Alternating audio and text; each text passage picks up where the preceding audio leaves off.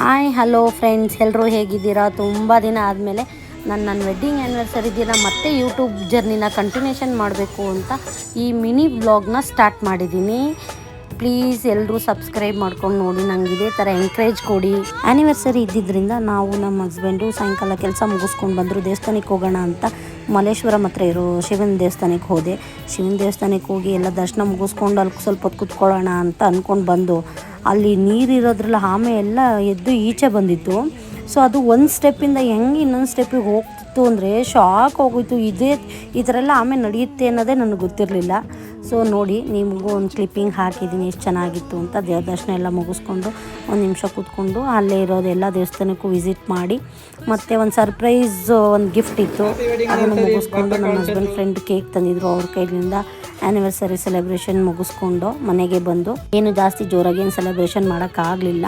Just cake cutting ಅಷ್ಟೇ ಮಾಡಿದ್ದು. ನಾನು ಫೋಟೋಸ್ನ ತೊಗೊಂಡಿದ್ದೀನಿ ಅಷ್ಟೇ, ವೀಡಿಯೋಸ್ನೇನು ಶೇರ್ ಮಾಡೋಕ್ಕಾಗಿಲ್ಲ ಜಾಸ್ತಿ. Thank you for watching. See the next vlog.